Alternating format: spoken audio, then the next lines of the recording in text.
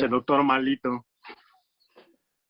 Buenos días, buenas tardes, buenas noches. Estamos otra vez de regreso en su Zoom Polaco. Vamos a abordar diversos temas de la agenda internacional y nacional.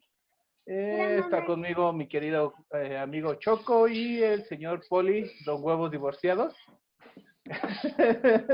Y vamos a empezar con el tema de la cumbre climática que se dio a principios de mes, en la que participaron algunos países de la Organización de las Naciones Unidas. Y pues en el que hubo una serie de acuerdos y de reiteraciones retóricas, ya hasta se parecen a la CELAC. Y a la ONU. En el que se quedó de acuerdo que iban a incentivar más la cultura de las energías renovables, etcétera. Y aparte, pues se van dando varios giros científicos en el asunto del calentamiento global, etcétera. Y tenemos a varios países que no que niegan el cambio climático, pero que se niegan a sumarse a estos esfuerzos de la comunidad internacional, porque también se ha politizado además este asunto. Yo creo que por eso China y Rusia hasta cierto punto juegan sus cartas, sus intereses al no meterse en estas cumbres, ¿no? No sé qué tengan que decir alguno de ustedes. Poli, ¿gustas empezar? Sí, claro, cómo no. Es un tema importante, yo creo que se va a tener que seguir tocando constantemente en las reuniones, puesto que pues es algo que nos atañe a corto, mediano y largo plazo. Digo, la manera en la que se enfrentan el cambio climático, más allá incluso ya de dejar de lado un poquito esta cuestión conspiranoica de si existe o si no existe, como lo decía tu queridísimo santo de cabecera Donald Trumpas, mi querido Abraham, ¿no? Entonces, lo importante es precisamente qué acciones se van a emprender para poder parar un poco, porque en realidad, y si hablamos en términos científicos, el cambio climático ya es imparable, es un fenómeno que va a seguir y que incluso ya cruzamos esa línea de límite en la que podíamos hacer algo, ¿no? Yo creo que lo que se puede tratar ahorita respecto del tema es cómo logramos que el golpe no sea tan gacho y no sea tan fuerte, ¿no? Que básicamente no nos derrumbe lo que hemos construido a lo largo de la revolución industrial para acá, ¿no? Y precisamente en ese tenor, pues las naciones tratan de organizarse, ya quitando de lado la promoción que fue a hacer del Banco del Bienestar nuestro querido presidente, pero no son lo mismo, ¿eh? La cumbre queriendo fue antes. Queriendo externarla a nivel global. Bueno, tienes razón. Pero bueno, trató el tema en la ONU también. Poquito, pero ahí lo trató.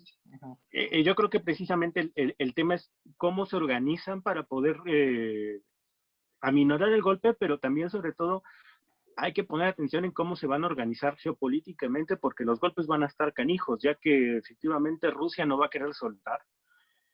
Sobre todo la posición en la que está, pues básicamente es quien controla junto con China toda aquella parte del continente asiático, ¿no? Y también tiene de los tompiates a los alemanes y a toda Europa. A media Europa. A media Europa. Bueno, entonces... Y en invierno. Sí. Ajá, y en invierno, exactamente. Entonces, si nuestro querido Amansaosos decide cerrar la llave del gas, pues vaya crudo invierno que van a pasar nuestros queridos compatriotas colonialistas europeos, ¿no? Entonces, blancócratas por excelencia. ¿No? Entonces, precisamente volviendo al punto, ya para no perderme tanto y darle paso a David, el punto es precisamente ese: cómo van a hacer para llegar a consensos necesarios respecto a la emisión de dióxido de carbono, la reducción de la huella ecológica y sobre todo a impulsar programas que logren coadyuvar esos esfuerzos, ¿no? Más allá de las intenciones de dejar los automóviles o la movilidad a combustión interna para 2040, yo creo que hay que aventar la mirada un poquito más para allá y sobre todo poner el acento en cómo organizamos a las naciones para que esto pueda no pegarnos tanto y tan fuerte. Señor Choco. Híjole, es que Chócrates. yo solo sé que no saben nada. Ahora siento que está muy utópico, mi querido Pony. Yo no creo que puedas tener como esta unidad de intereses internacionales por dos razones. Una, sí hay una diferencia importante entre los intereses como tal de los países que son productores de energía, entiéndase, bueno, o de materias primas que se convierten en energía, entiéndase Rusia, entiéndase Arabia Saudita, ahí meterías a México, y los países que son dependientes de esa energía. Y es lo que platicábamos antes de empezar. Mucho de este boom de las cuestiones de energía verde vino después de lo de Crimea y del chantaje de Putin. Uh-huh. Aunque creo que hay una versión anterior de eso, pero ahorita como no pude estudiar, vamos a quedarnos ahí. Entonces fue el miedo que generó el hecho de ser rehén de Rusia en invierno, lo que hizo como vamos a volcarnos hacia la energía. Entonces ya de ahí tienes un problema. Los intereses nacionales son muy distintos.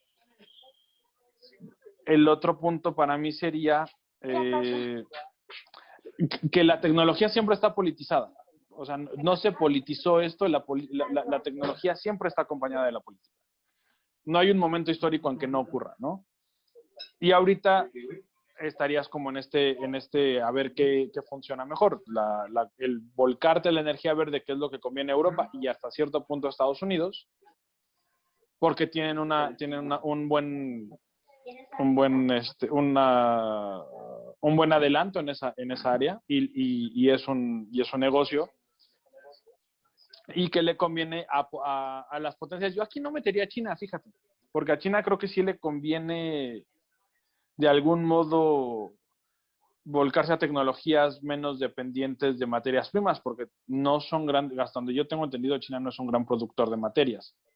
De hecho, es muy dependiente. Lo que pasa es que ahorita nadie se pelea con China porque todo el mundo necesita los chinodólares. Entonces... Los petroyuans. Los petroyuans. Entonces ahí creo que ya tenemos un broncón. Y la otra, la tecnología verde no es tan verde. No todavía. Tal vez en algún momento se pueda. Ahorita la tecnología verde tiene como principal problema el de las baterías. También tenemos el problema de que hay soluciones energéticas que no son estables, que solamente que dependen de que haya sol, que depende de que haya viento. Esa es parte, pero bueno, el primero sería que tu energía no es del todo, o sea, realmente no es del todo verde. El problema para manejar las baterías ya usadas es creo que incluso, ya que lleguemos a ese nivel de la curva, va a ser incluso peor que el petróleo. Uh-huh. Luego tienes las cuestiones de las tierras, ¿no? Necesitas espacios muy grandes para poder generar energía verde. Aquí en México hemos visto lo que eso implica, que es depredación de espacios o que son gentrificación espacios que son reserva o que son de producción agrícola de comunidades o que son espacios de los grupos originarios, ¿no? Entonces eso también te genera otra serie de problemas que tendrías que manejarlo, porque si vamos a volcarnos a una energía verde, vamos a necesitar muchísimo espacio. Y la otra es esa, que excepto la energía nuclear, las energías que podemos considerar verdes todavía son muy inestables, ¿no? Tal vez menos en lugares como México, que tenemos climas más benignos, pero en Europa, pues sí, es un broncón porque te enfrentas a inviernos de 4 meses, donde tus fríos te congelan las aspas y no hay sol, porque son grises o de plano negros. Entonces creo que el camino está más para arriba de lo que esperamos y la solución para mí, al menos en los próximos 30 años, va a ser un acomodo, donde bajen los fósiles y vaya subiendo estas energías alternativas, las que sean en ese momento, pero no vamos a encontrar un equilibrio sino hasta bastante adelante. Muy bien. ¿Tú qué opinas? Sí, yo creo que también hay una confluencia de intereses políticos y económicos que dificultan cada vez más llegar a un consenso, sobre todo porque la Unión Europea pues ya no lo es tanto, ¿no? O sea, También. ya tenemos ahí roto el contrato o la constitución de la Unión Europea porque ya cada quien está tratando de jalar agua para su molino. Y yo creo que el gran parteaguas es el COVID y No, la migración. también, La ruptura de la Unión Europea viene también. de las migraciones hace como 3, 4 años y de la posición de Merkel. Pero la posición también de Y el que... Brexit. Ajá, Pero el Brexit es resultado de la posición de Merkel en migración. pero el resultado de ahorita de que la pandemia también cortó ciertas cadenas de suministro, Sí, sí. los hizo caer económicamente de una manera muy desigual. Entonces, los países no están enfrentando una misma realidad económica y política y pues están en el sálvese quien pueda, ¿no? Sí, sí, correcto. Pues por eso también yo creo que unos no van a ver con tan buenos ojos tener que dejar los fósiles en aras de generar una onda de las energías verdes, de aumentar su uso, porque también te genera un desempleo el que ya, por ejemplo, trates de depender de no depender del carbón o del petróleo. Todos esos factores te pueden traer también problemas sociopolíticos, ¿no? Vas a tener gente en las calles protestando porque se quedó sin empleo, vas a tener pues, sectores poblacionales afectados y que les va a costar mucho trabajo volver a acomodar su estructura y su configuración sociopolítica y económica. Bueno, en teoría, y pese a que por ahí en alguna ocasión leí un artículo que decía que esta es la primera vez que nuevas tecnologías no generan más empleos, y eso es algo que leí hace un par de años, en teoría podrías corregir la curva con empleo, con empleos relacionados con tecnologías verdes o alguna otra cosa, ¿no? Sí el proceso de transición sí sería complicado. Pero también cuando estábamos platicando de que íbamos a hablar, te hablaste como de la hipocresía, ¿no? De las grandes naciones. Ah, sí. Y de los grupos más ricos. Y creo que esa parte también es importante. Los costos son muy desiguales. O sea, no es lo mismo que Alemania, Francia, incluso Inglaterra o Noruega se vuelquen a las tecnologías verdes, a que a México lo obligues a volcarse a las tecnologías verdes cuando te falta un chorro de trecho para recorrer, ¿no? O esta cuestión de que vamos a movernos a otro tipo de autos que son muchísimo más caros ahorita. ¿No? ¿A quién vas a dejar sin...? O sea, los costos al final terminan pagándolos no solo los países en desarrollo, sino las partes más vulnerables de los países en desarrollo y de los países ya más industrializados. También vale la pena esa hipocresía, por no hablar de la hipocresía de que todos fueron a la cumbre climática en aviones privados, ¿no? Y aparte con comitivas multitudinarias que no son necesarias, como el show de Biden como con su caravana, como con 10 automóviles pesados de 8 cilindros. Claro, entonces... Comitivas de más de 30, 40 personas que les tienes que pagar viáticos, etcétera, etcétera. Y que contaminan. Díganos usted, mi querido Poli. Yo creo que quien tiene de los tres aquí presentes, quien tiene la mayor experiencia respecto al uso de esas tecnologías verdes o semiverdes, es el FIFI sí. Sí, por supuesto, nuestro querido Abrante, nuestra querida Greta, que tengo aquí a la derecha, pues él es quien su posición social acomodada y aspiracionista le ha permitido tener el acceso a esas tecnologías. Exactamente. Fifiato blancuzco conservador. Exactamente. ¿Qué experiencia tienes, querido blancócrata? venido a mayor sobre el uso de estas tecnologías. No, ya en serio, ¿crees que sí sea algo como viable a mediano o largo plazo? Sobre Yo, todo aquí en el país. yo creo que también es una forma de presionar económicamente y políticamente a países emergentes que podrían suponer una seria competencia, no seria, hacia el punto de que vas a derrumbar la hegemonía económica y política de Estados Unidos y de sus compinches, pero sí es como que detener el avance industrial de países emergentes que podrían llegar a tener un avance significativo económico y político para tener influencia en ciertas zonas o en ciertas regiones. Y yo creo que se está, o sea, de parte de esas élites sí se está utilizando esta agenda para eso. Pero creo que, o sea, si lo vemos objetivamente y racionalmente, haya o no una implicación o una responsabilidad de lo que el ser humano hace en cuanto al cambio climático, sea o no cíclico, como dice la ciencia, sí hay una responsabilidad de nuestra parte de que tenemos que empezar a buscar la forma de no contaminar tanto, de lo que estábamos platicando hace rato David y yo. Lo difícil va a ser encontrar la forma en que los productores de tecnología, las grandes corporaciones, realmente hagan deficiente este proceso, porque ahorita me parece más mercadotecnia para gente fifi, como dicen ustedes. Dicen ustedes, hijo. Para mi gente, dilo con orgullo, para mi gente. Me parece mercadotecnia Identifícate.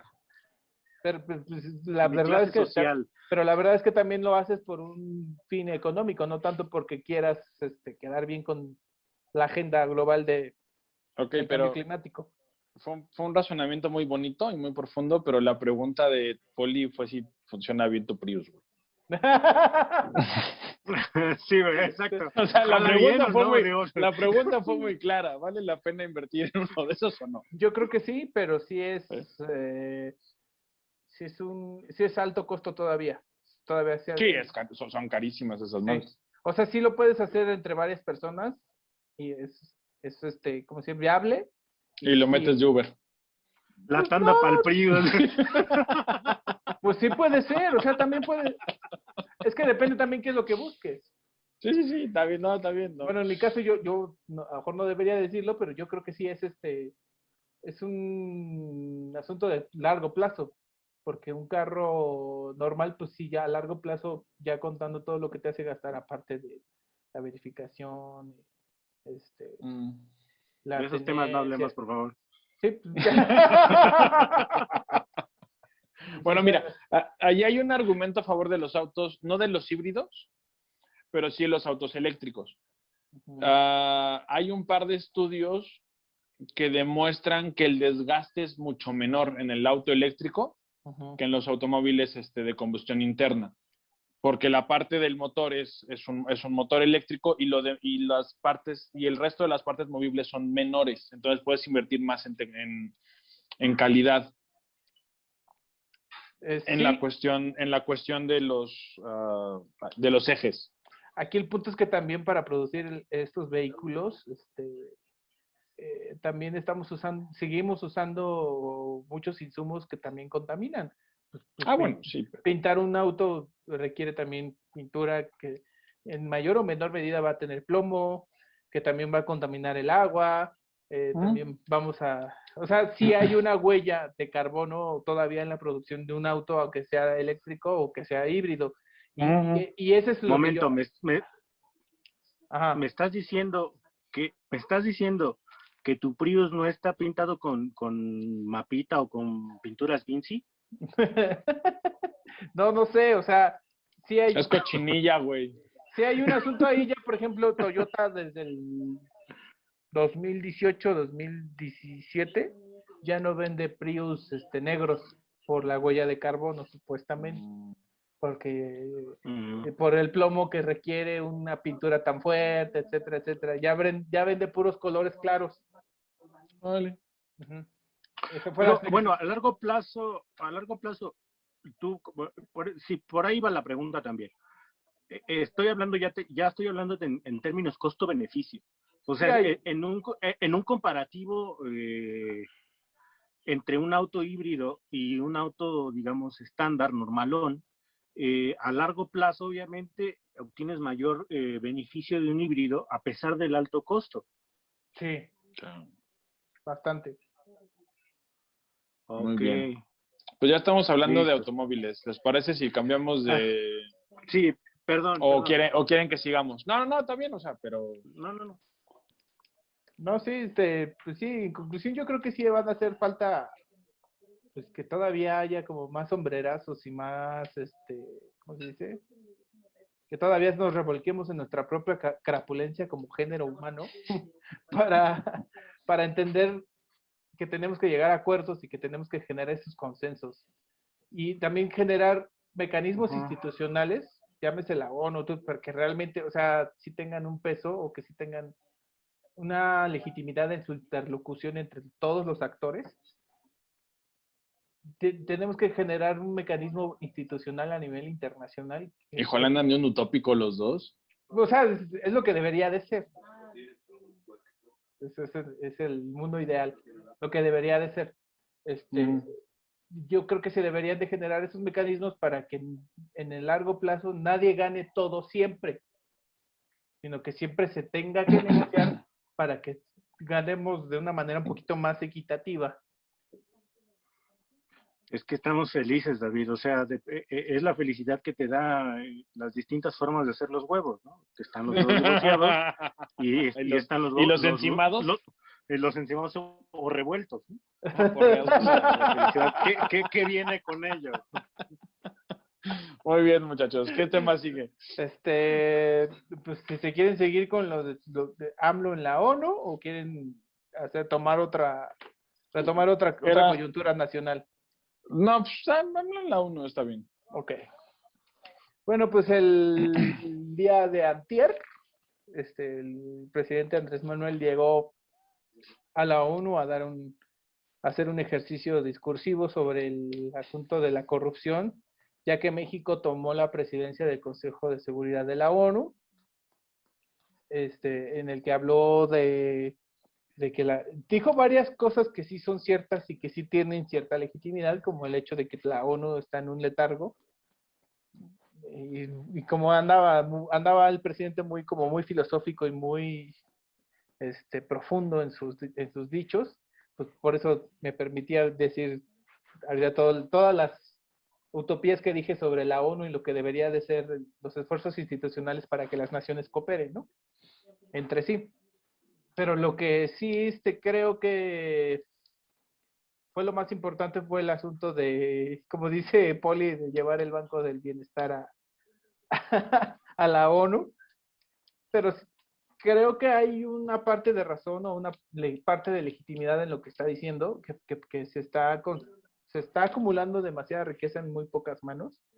Y sí estamos viendo, por ejemplo, que estamos viendo gigantes tecnológicos como Amazon, Facebook, Microsoft o Apple. Ahora tú.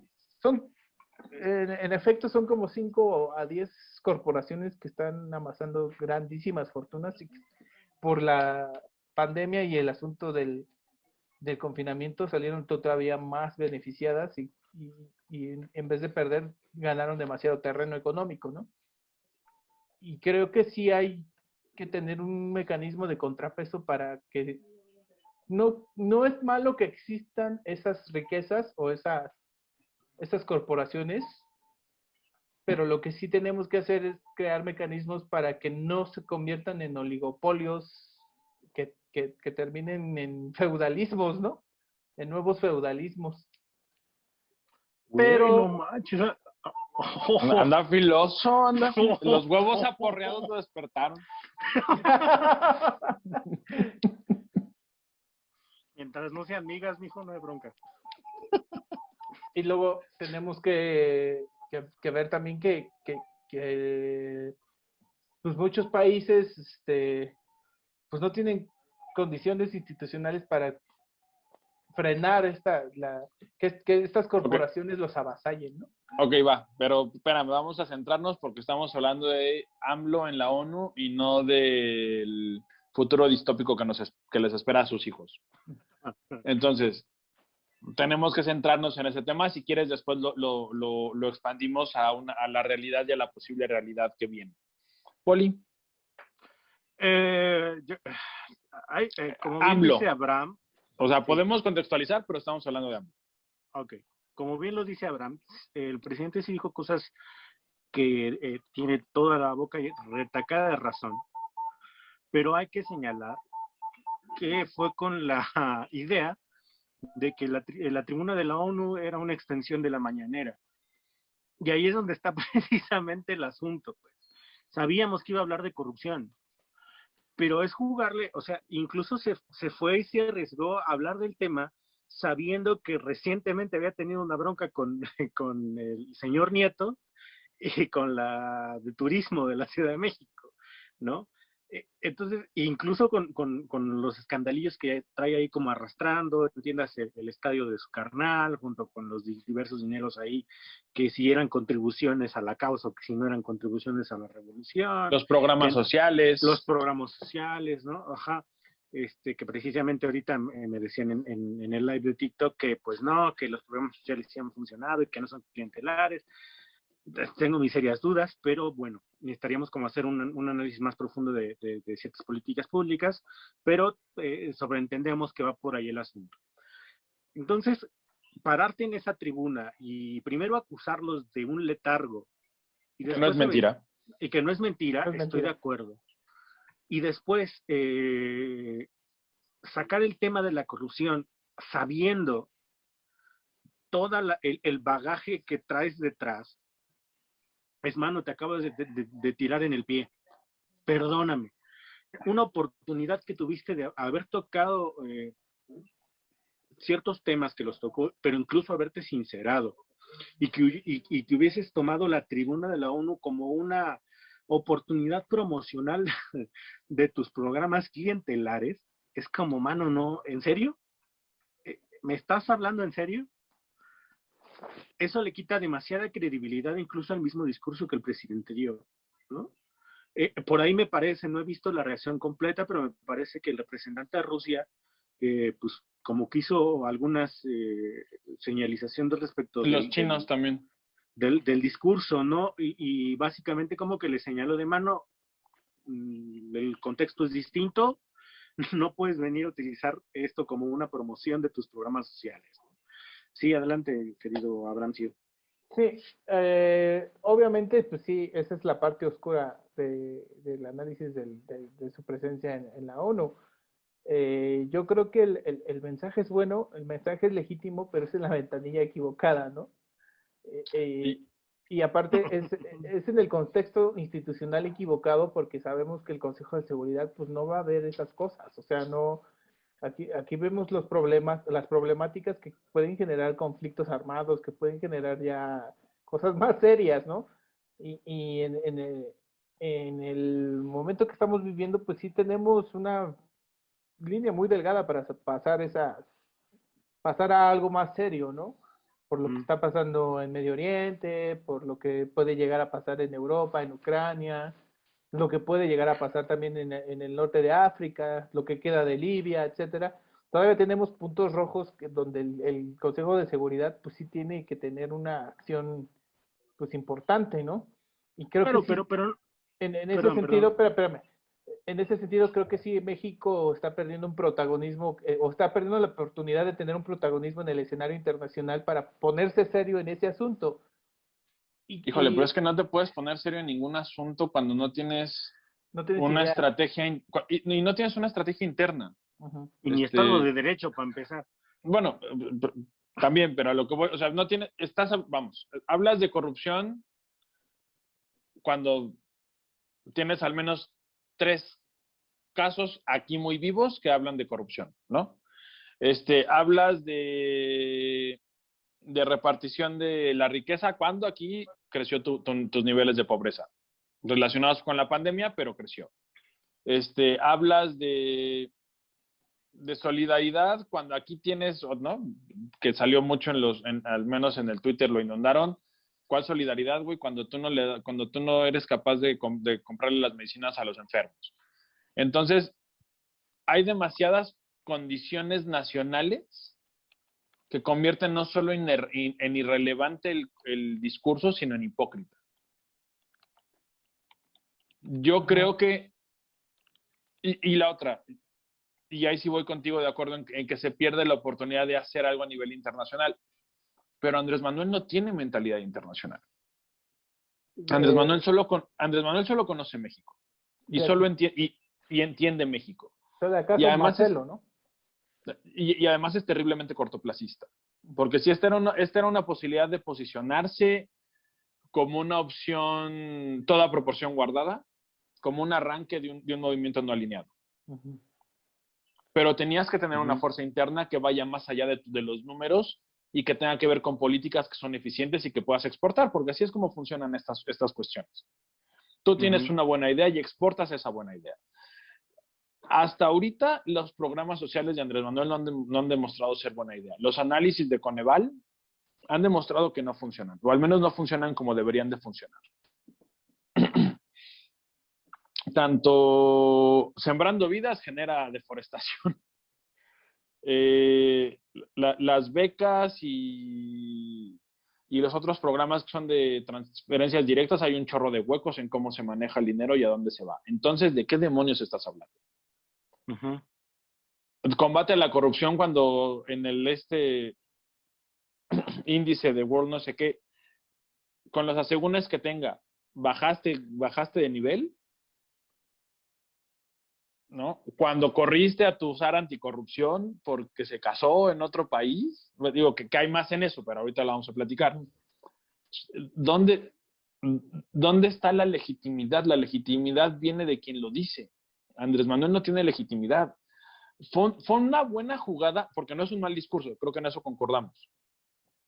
Es un poco cursi y es irrelevante porque la ONU es irrelevante desde hace años. Pero si bien no es un mal discurso, y ahí voy a lo que dijo Poli, no fue más que una extensión de lo que hace aquí. Fue vean cómo hago lo que hago aquí en otros lados para que se den cuenta de lo increíble que soy. Y la maquinaria propagandística de Morena lo ha intentado, ¿no? Uh-huh. Esta Patricia Armendáriz ya le quería dar el Nobel y otros le querían dar el Oscar, y si no, y si no los Arieles, un TV Notas, ¿no? Un TV Notas al menos. O sea, la maquinaria propagandística sí intentó darle una dimensión de estadista e internacional, pero no estamos ahí. No salió a decir Ebrard que 40 países se mostraron interesados y se afiliaron. ¿Cuáles? Dame la lista, dime cuáles países. Haití.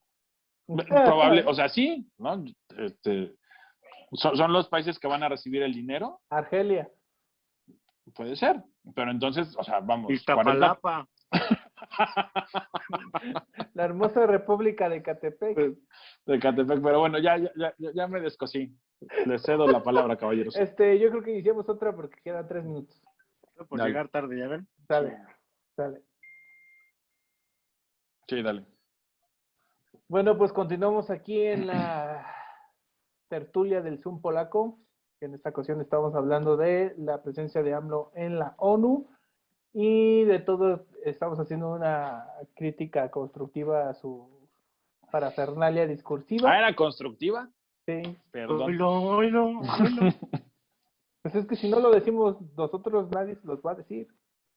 ¿Traes bien las rodilleras? No seas mamón. ¿Traes bien puestas las rodilleras? Ok, pero yo me había descosido que deseo la palabra. ¿Qué más decimos de esto?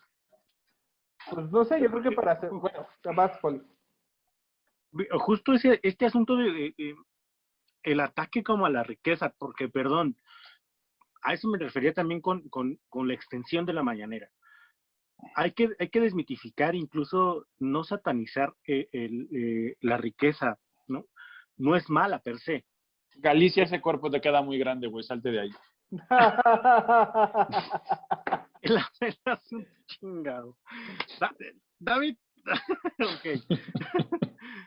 El asunto con el discurso respecto de la riqueza, presidente, es que la utiliza como un instrumento propagandístico sí, en este afán de satanizar, se realimenta, insisto, como lo dije en algún momento, como la figura necesaria.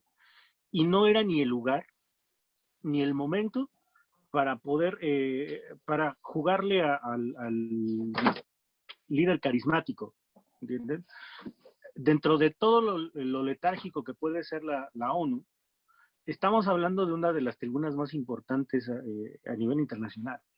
Con todo lo que tenga y con toda la situación y las desventuras, incluso la caricatura en la que se ha convertido, pues sigue siendo una tribuna importante y no puedes, insisto, pararte a acusar a los otros de acumular riqueza cuando también en tu país tienes uno de los cabrones más ricos del mundo, ¿no?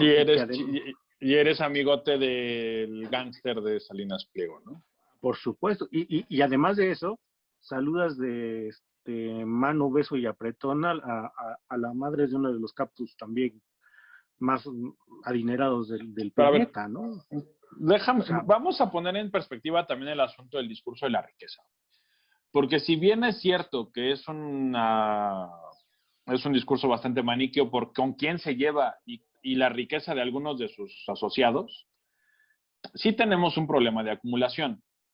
Uh-huh. Si bien el discurso está un poco desproporcionado, es el espejo del otro discurso que te dice que el que es rico es porque se ha esforzado y porque todo se lo debe al sudor de su frente. Entonces, aquí creo que sí sería importante encontrar el equilibrio entre no es malo emprender y generar riqueza y quedarte con tu parte, y todo es mío y dense de santos que les doy trabajo. Ahorita creo que estamos volcados a la segunda parte. Andrés Manuel no tiene el poder para mover el discurso hacia su dirección, excepto en México. Y en México porque somos un país de pequeños señores feudales, entre gobernadores, alcaldes y empresarios. Y por eso es que aquí y en muchas partes de América Latina ese discurso tiene y ha tenido peso toda la vida. Uh-huh. Porque la noción de la riqueza está muy... Por más que nuestros empresarios quieran reclamar la idea de la meritocracia, la riqueza en México no es meritocrática. La media riqueza puede serlo, ¿no?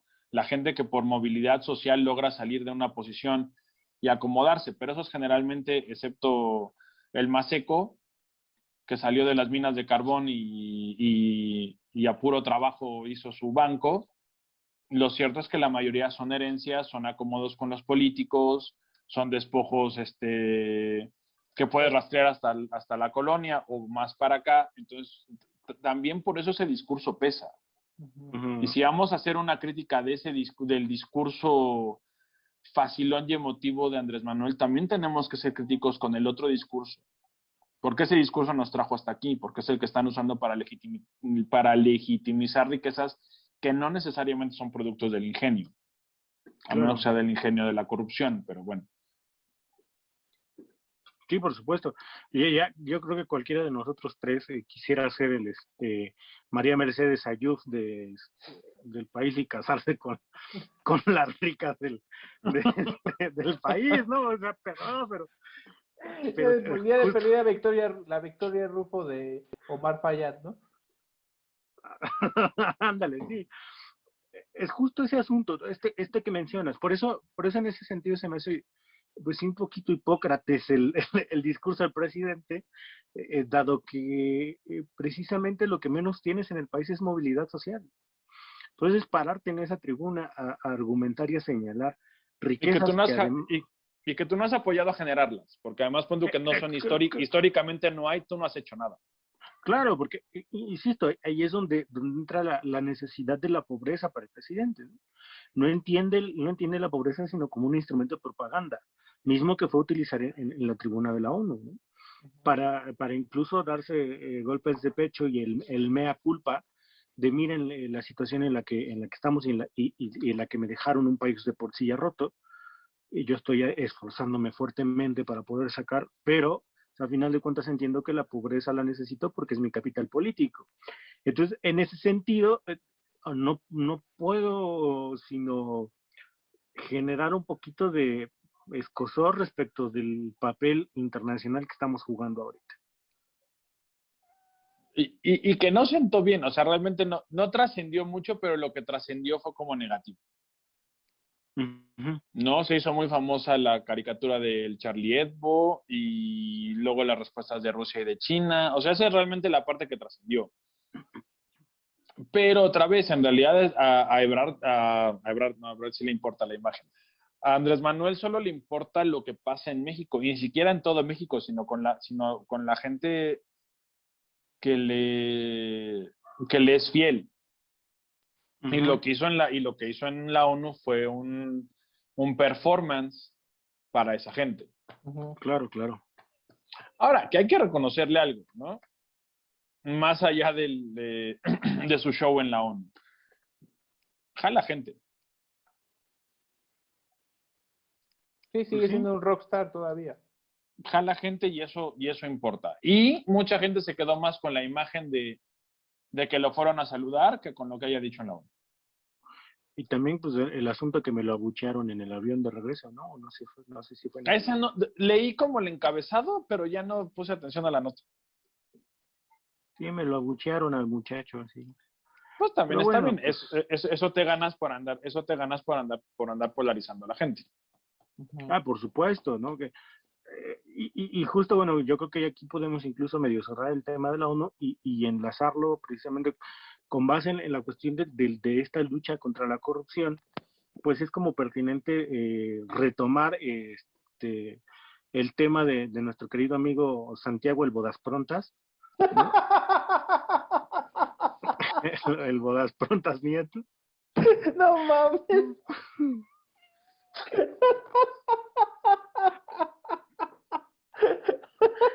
Con ustedes no puede uno ser serio, muchachos.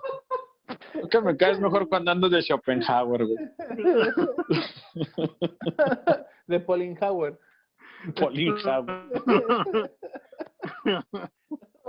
Bueno, Ajá. nuestro querido asunto de nuestro querido Santiaguito, ¿no?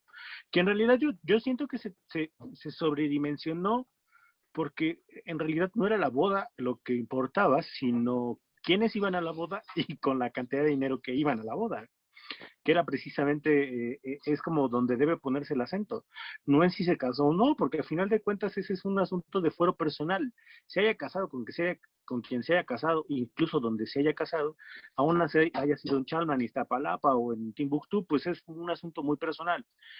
Lo importante y donde debemos tener como el asunto es los dineros que iban rumbo a esa boda, Híjole, quiénes, pero... de quiénes eran y con qué intención. Y ahí es donde yo creo que el presidente, para cuidarse en salud, pues le pidió la renuncia, muy amablemente lo fue, y también a nuestra querida Secre de Turismo de la Ciudad de México, ¿no? Bueno, a ver, antes de que hable Abraham o si me deja descoserme. El asunto, mira, la renuncia por no correr las patadas de nuestra secretaria local de turismo, sí, era obligada. Y no porque se subiera el avión de nadie o porque fuera con tanto dinero, sino porque cómo chingado se te ocurre largarte cuando el evento turístico del año se está desarrollando en tu ciudad. Bueno, ¿A el qué Día de Muertos, administrar? ¿no? Güey, y la Fórmula 1. Sí, sí, sí. ¿Tú faltarías a un Y, bodón? y la jefa, Tú es que no se trata de que tú faltes o no, se trata de que no te puedes ir. Para eso te están pagando. Y tú Bueno, te pero vas no, era la tú eres subse, administrador, ¿no? tú eres Ahí está administrador, tú eres administrador público, papá. Tú sabes que eso no se hace. Sí, no, eso no se hace. Sí, la Eso neta no se hace. O sea, lo demás incluso podemos decir que lo demás es irrelevante porque no sabemos nada. Uh-huh. El que un personaje que tiene un rol en el turismo nacional de la ciudad se vaya cuando tienes el evento más grande, amerita que te corran. Sí, claro. Y esa debería de ser la razón. Abandono de chamba. Y esa debería ser la razón dada. O sea, esta señora se va porque pues, no es capaz de estar en su oficina el día que se le necesita. Porque además, pidió permiso. No pides permiso ese día. es para el día que se te está pagando. O sea, bueno, para los 3 días para los que se te está pagando. Y tú ay, no, pues déjame, me voy a una boda. Pues no, no funciona así. Por eso ganas lo que ganas. Ahora, en el asunto de la boda ya como tal, bueno, no de la boda a mí en realidad me vale un poco, sino de la renuncia corrida de Santiago Nieto. ¿Quieres decir algo o me descoso, querido Abraham? Mira, a mí el asunto del avión, de los dólares, me parece más a 4 que otra cosa. A mí también. Sí, sí, sí, sí. Y 4 o no, debería de ser irrelevante para la decisión de Andrés Manuel porque no hay conexión entre ese dinero y Santiago Nieto. Al menos a nadie se le ha ocurrido hacer una conexión entre el dinero y Nieto. Y yo creo que no lo van a encontrar. Porque no la habría. ¿Por qué a este hombre se le ocurre llevar fajos de dólares? No sé, tal vez por eso está en quiebra su periódico, porque no sabe mover dinero.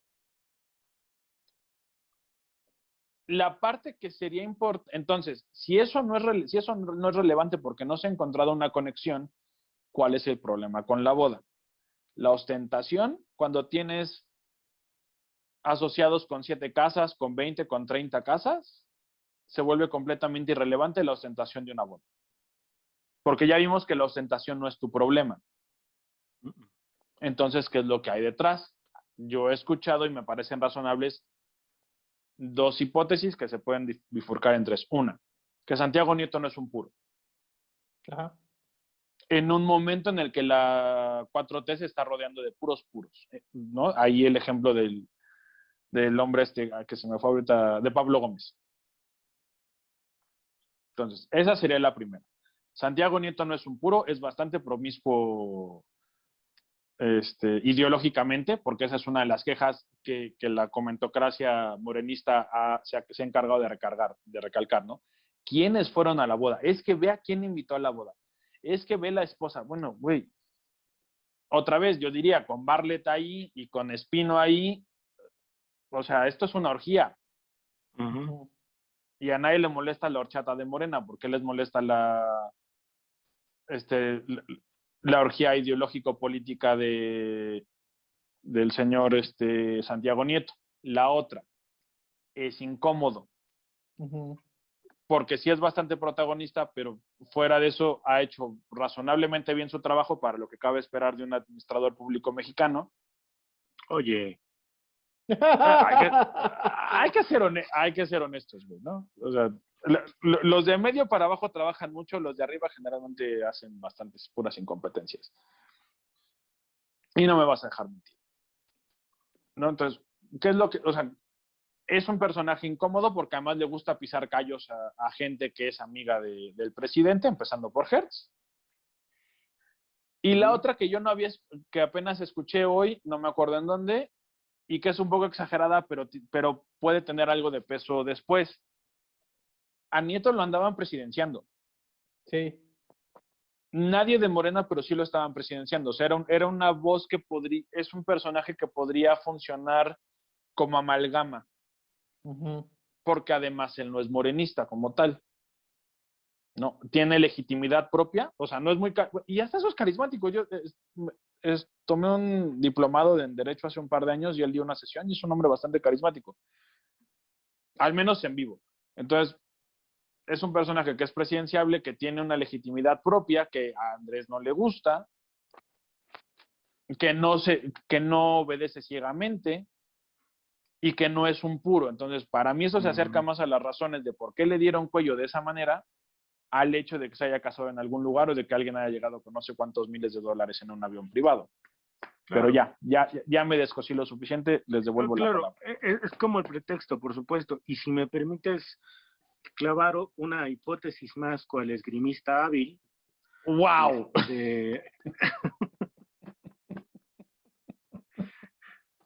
Chale, güey.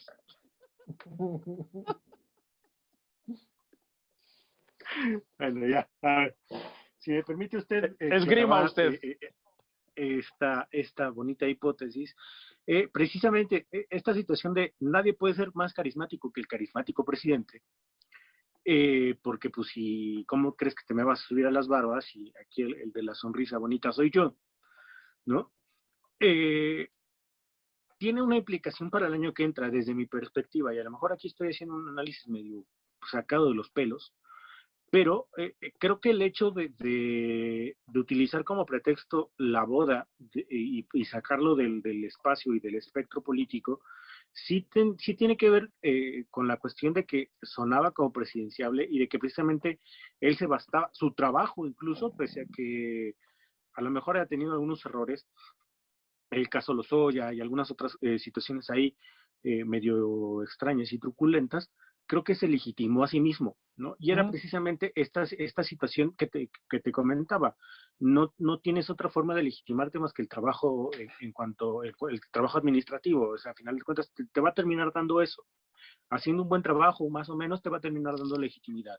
Entonces, en este sentido, quitarlo le da la oportunidad al presidente de alzarse como esta figura cero tolerancia con la corrupción y el hecho simbólico, porque estamos hablando incluso ya de un hecho simbólico, de que quites alzar anticorrupción, te da el impulso necesario para llegar a la revocación de mandato con algo de aire de sobra, puesto que en algunas situaciones se le estaba saliendo de las manos la situación.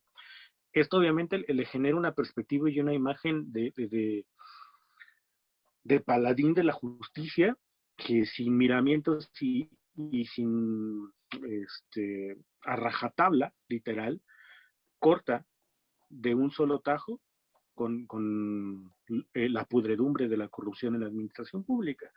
Que por un lado sí, pero luego tratándose de la familia, pues estamos hablando de que no es corrupción, son aportaciones a la revolución. Pero bueno, eso es otro asunto. Adelante, señor Davis.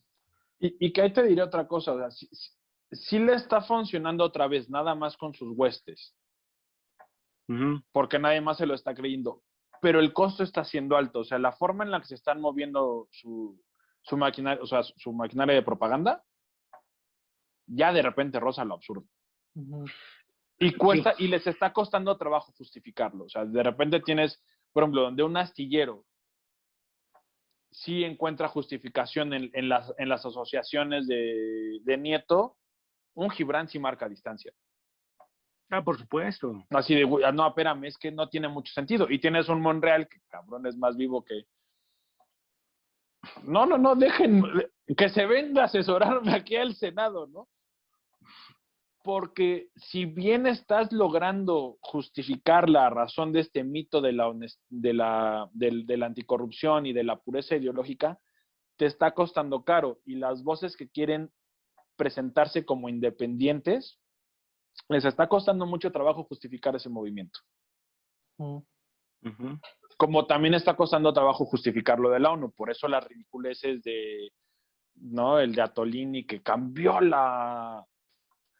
la ONU de manera radical y la otra, no, es que le van a dar el Nobel y Jalife, que el gran movimiento de ajedrez 3D, entonces está costando trabajo. De mi papá no vas a estar hablando, ¿eh? Les está costando trabajo y se siente por la estridencia de las declaraciones. Claro.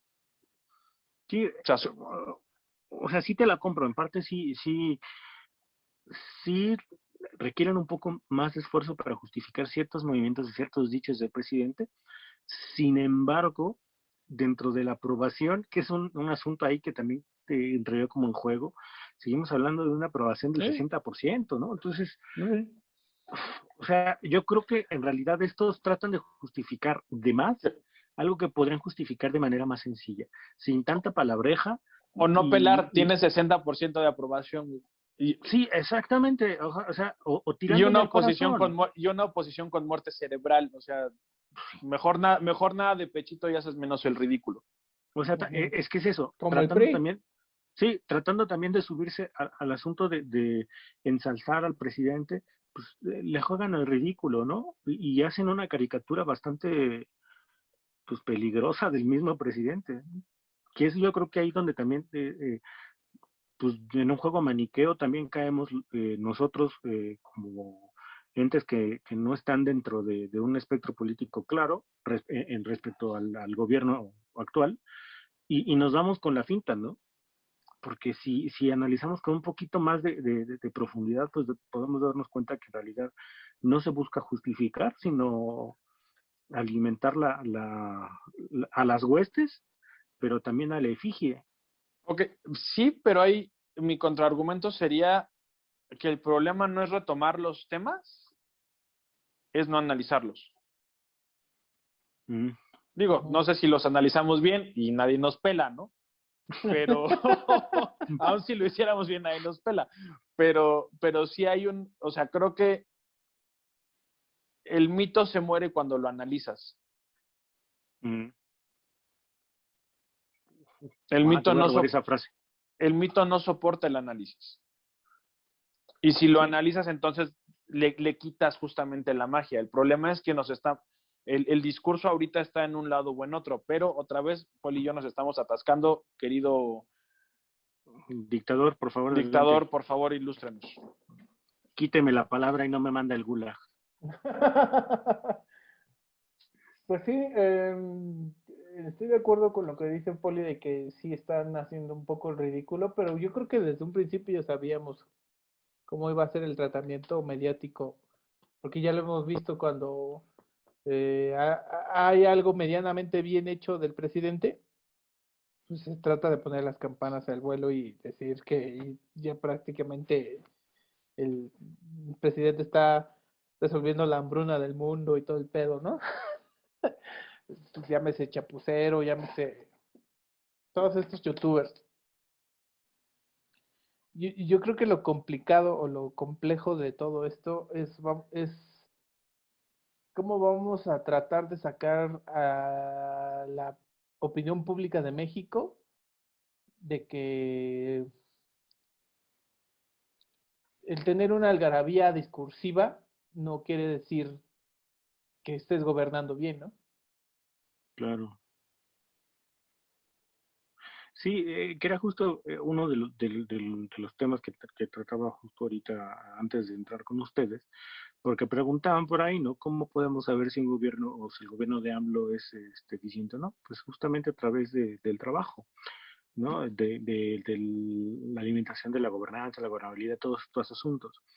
Entonces, de pronto cuando nos encontramos con este tipo de discurso tan incisivo y tan calar profundo en el sentimiento, tan sentimentalismo, tan visceral, pues, nos da a entender que lo que menos interesa es gobernar, ¿no? O sea, medio hacer cosas como para medio entender que se hace y para que medio se vea que se gobierna de alguna forma y que las cosas se están haciendo de manera distinta, ¿no? Lo que Que nos no es muy llevaría distinto a las administraciones anteriores, para ser por justos. supuesto, ¿no? Lo que nos llevaría precisamente a establecer que vivimos en una eterna paradoja de Lampedusa, ¿no?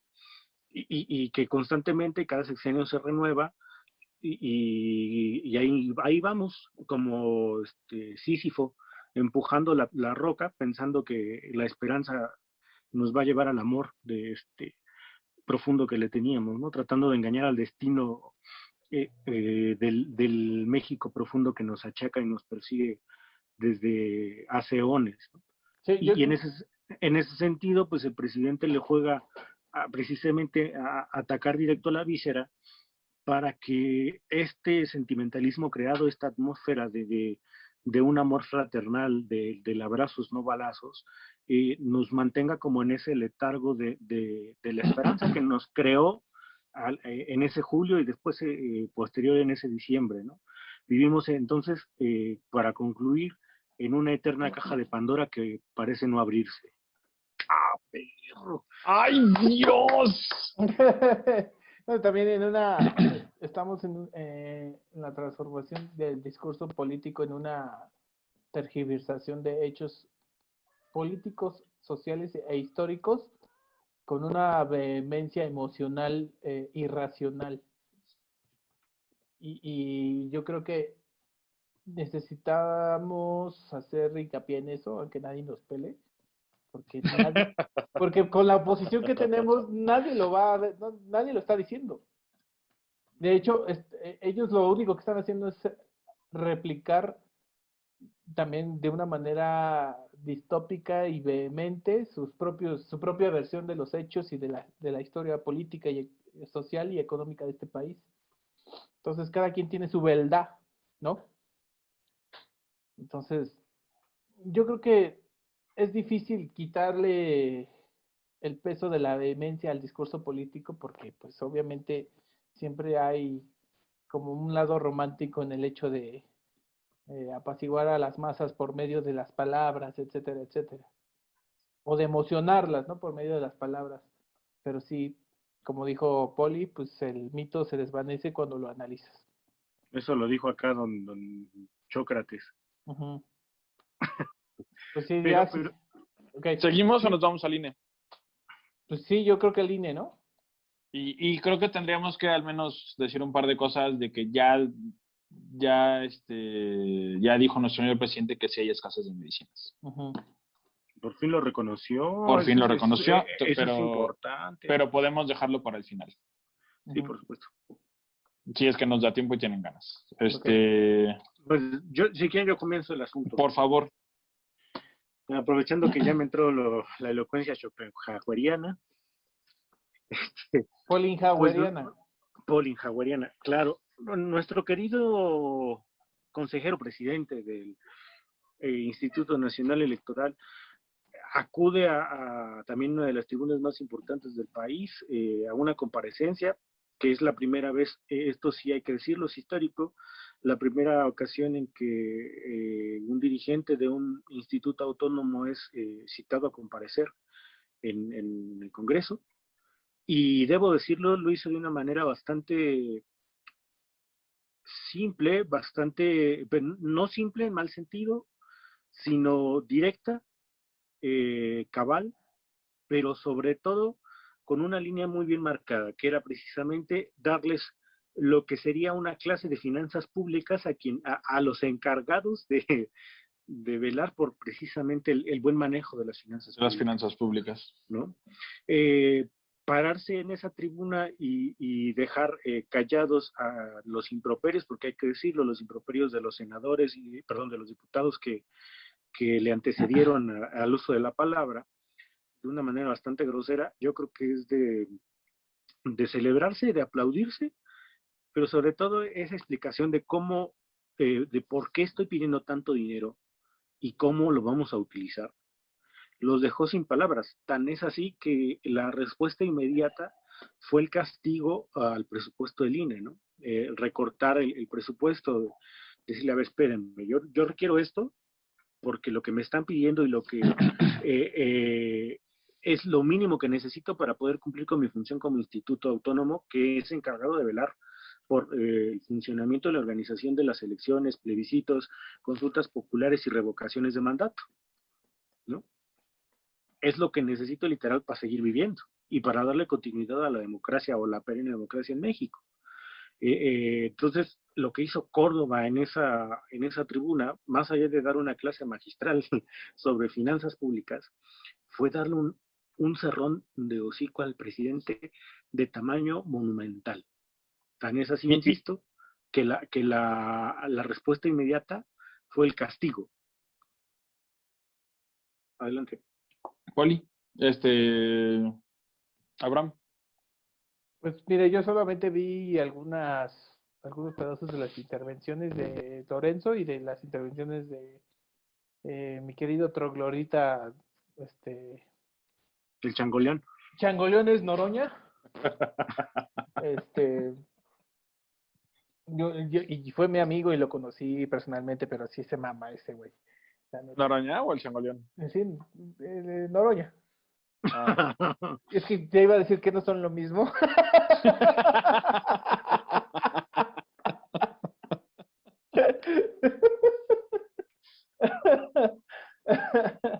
Ay, ay, ay. Sí, miren, yo creo que sí hay una sensatez de parte del consejero presidente, pero creo que también hay una parte en la que también, más allá de los trogloditas de Morena y de la forma tan soez y procaz en la que en la que fue atacado el consejero presidente, yo creo que también hace falta un esfuerzo todavía más grande institucional, no nada más explicar finanzas públicas, sino también qué tantos beneficios puede traer el ejercicio en una democracia de tanto presupuesto. A ver si me explico. Y también Sí, creo que para que ganara muchísima más legitimidad, porque ya se la ganó, o sea, no le quito su mérito de haber tenido la paciencia y la elegancia de haber aguantado los ataques de estos trogloditas. Pero lo que yo sí creo que sí debe de tener ya un espacio para la autocrítica del pasado, porque eso terminaría de cerrarle el hocico al presidente. Híjole, ¿vas a seguirle? No, ya, síguele. ¿Quieres decir algo, Poli? Porque me sí, voy a descoser. sí. Retomando un poquito lo que comentó David en algún otro Zoom, precisamente que también tocábamos algunos asuntos del INE. No podemos dejar de lado que efectivamente el INE, pese a todo, también tiene sus errores y ha sido una institución ineficaz en muchos asuntos y en muchas ocasiones. Y que también me hubiese gustado ver este INE tan combativo en otros sexenios y en otras administraciones, ¿no? Obviamente ya en ese sentido, pues sí hay como una situación ahí importante y que rescatar e incluso que matizar respecto del trabajo del INE y el objetivo que tiene en una democracia como la mexicana, porque para ser sinceros, en una democracia como esta, el hecho de que te citen a comparecer los mismos a los que tú les das dinero para que sobrevivan como instituciones políticas, es como el gato mordiéndose la cola. O sea, ¿para qué le juegas? Pues al final de cuentas caemos otra vez en este ejercicio burlesco de atacar por atacar sin realmente tener el contexto completo, o posiblemente sí, pero se hacen guajes, de que lo que hace el INE es lo que puede hacerse en una democracia como la de este país. Adelante. Déjenme empiezo por la comparecencia de Córdoba. A mí me pareció muy bien. El nivel de los diputados es deplorable. Y no solo los de Morena, o sea, los posicionamientos de la oposición son de un infantilismo pues, que daba vergüenza y la posición de Morena de una vulgaridad que resulta ofensiva. No debería de ser así. Y no tiene que ver con el nivel de estudios de los legisladores. Tiene que ver con el ambiente en el que se han desarrollado durante años, porque no es que en los últimos años fueran buenos y ahorita eran malos. Ese es el nivel que hemos tenido en el legislativo, al menos desde la transición. Y en serio es vergonzoso. Córdoba hizo bien su explicación, es lo que tenía que hacer. Ya entrando a por qué el INE es tan caro porque el hecho de venir del priato y la ruptura no la ruptura, y la transición en un ambiente de tan poca confianza nos llevó a hipertecnificar nuestras elecciones. Porque era la única forma en la que iban a tener un mínimo de legitimidad. Entonces, ese es el primer elemento de por qué es tan caro. El otro elemento de por qué son tan caras las elecciones, porque nuestros partidos políticos nos cuestan un chingo.